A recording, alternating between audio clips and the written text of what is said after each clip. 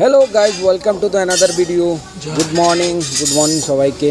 আজকে যাব হলো উদয়পুরে। তো উদয়পুরের জন্য বেরিয়ে পড়লাম এখন বহুত জোর সোরসে। কেন আজকে অফিস যাব না, কেন অফিসের আজকে একটু ছুটি নিয়েছি, আমার একটু কাজও ছিল, তাই আমি কাজটা সেটা উদয়পুর যাব। তো উদয়পুর যাওয়ার জন্য আমি বেরিয়ে পড়লাম এখন। তো গেট থেকে সব কিছু করে এখন আস্তে আস্তে নিচের দিকে যাচ্ছি। কলেজ গেটটা আবার একটু টেনে দিলাম, তারপরে এখন যাব হলো আস্তে আস্তে গাড়ির দিকে।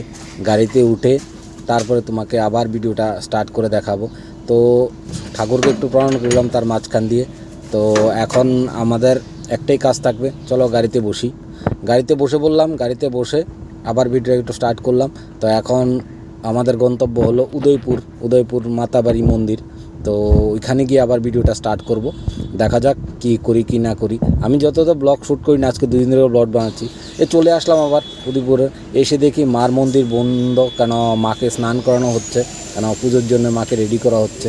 তো আমরা ওয়েট করতে হচ্ছে। তো আমি একটু ভিডিওটা স্টার্ট করে দিলাম যে একটু শ্যুট করে নিই, সাইডে কিছু মন্দিরের আশপাশটা একটু শ্যুট করে নিই। মন্দিরটাকে পুরোটা দেখানোর চেষ্টা করছি আপনাদেরকে, প্রায় দেখি কতটা দেখাতে পারি আপনাদেরকে। তো দেখিয়ে টেকিয়ে দেখুন, এই হলো মার মন্দিরের পুরো চুরোটা। আচট করে আমি একটু হিরু সেজে নিলাম। হিরু সেজে আমি একটা আমার যে রেগুলার সানগ্লাসটা পরি সেটা পরে নিলাম। পরে এখন যে আমাদের মার মন্দিরটা চারোদিকে হচ্ছে সেটা একটু আপনাদেরকে দেখিয়ে দিচ্ছি। দেখুন কতটা অবধি হয়েছে। এটা যে মন্দিরটা পুরোটার যে উপরে, এটা কিন্তু একদম ছাদের উপরে, ছাদরা এটা। তো ছাদের উপরে এটার চারোদিক দিয়ে 18টা পিঠ মতলব হবে, 51 পিঠের 18টা পিঠ হবে এটা চারোদিক দিয়ে ঘুরিয়ে খুব সুন্দর করে।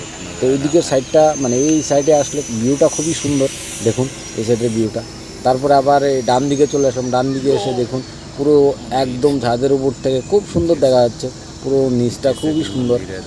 আর কাজ যেহেতু চলছে, একটু ওইদিকে একটু নোংরা হয়ে আছে, তা কিছু না, কাজ চলছে, হবেই নোংরা, তার জন্য আমরা কিছু করার নেই। তো আমি আমার ভিডিও নিয়ে আছি। তো অনেক সময় কথা বলতে এই দেখুন আমি ক্যামেরাটা নিচে করে দিয়েছিলাম একটু, সরি তার জন্যে। আবার ধরে ফেললাম ক্যামেরাটা ধরেই আবার নিজের ফেসটাকে দেখাতে লাগলাম একদম সলমান খান বলে। আবার গ্লাসটা লাগিয়ে নিলাম। গ্লাসটা না গিয়ে আস্তে আস্তে সামনেটা একটু দেখাচ্ছি আপনারা দেখুন। এখানে আবার হবে যে মা দুর্গার পুজো, যেহেতু দুর্গা পুজো আসছে। এলো মন্দিরটাকে ভালো করে একটু রৌদ্রটা একটু কমেছে দেখে মন্দিরটা আবার স্ন্যাপ নিয়ে নিলাম। তো এই করতে করতে মার এখন আবার দর্শন হতে যাবে। তো দেখো এখন খুলবে, তো এখনও দেরি আছে বলছে, আমি একটু ওয়েট করে নিলাম, বলছে দেরি আছে। তো আবার বেরিয়ে বললাম একটু এই সাইডে আসার জন্য, একটু পোস্ট দিয়ে আমি রিল বানাবো। তো একটু পোস্ট দিয়ে নিলাম, পোস্ট দিয়ে তারপরে আবার এখানে এই সামনের দিকে চলে আসলাম। দেখুন এই হলো খুব সুন্দর জায়গা।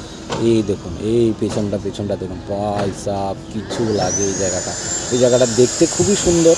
তো তাই দেখতে থাকুন পুরোটা। আমি পুরো এই জায়গাটাকে মানে বারবার ঘুরে দেখছি। আমার এতটা ভালো লাগছে এখানে এসে, মানে বলার বাইরে। তো আমি এখানে দেখিয়ে টেকিয়ে পুরো একদম মানে এখান থেকে বেরোবো এই টাইমে আবার নিচে চলে আসলাম, কারণ নিচের জায়গাটা এখনও দোকানপাট ভালো করে খোলেনি। এখানে আমাদের প্রসাদের দোকান আছে, যে প্যারা হয় আমাদের মাতার বাড়ির, যে মানে ফেমাস প্যারা, পুরো একদম দিল্লি অবধি ছেয়ে গেছে। এই হলো মার দিঘিটা। দেখুন আমি মাছের জন্য খাওয়ারও নিলাম, খাওয়ারগুলি দেখাইনি, সরি, গ্লাসটা আবার নিয়ে নিলাম। তো দেখুন মাছকে খাবার দিচ্ছি বসে বসে, এই যে খাবারটা নিচে দিয়ে দিচ্ছি। এই দেখুন মাছ আসবে, প্রচুর মাছ আছে মার দিঘির মধ্যে। এই দেখুন বড় বড় মাছ দেখা যাচ্ছে, খুবই সুন্দর। এই দেখুন পুরো একবারে খুব বড় বড় মাছ। এই কিছুদিন আগে বলে আমি এই মন্দিরটা ডুবে গেছিলো।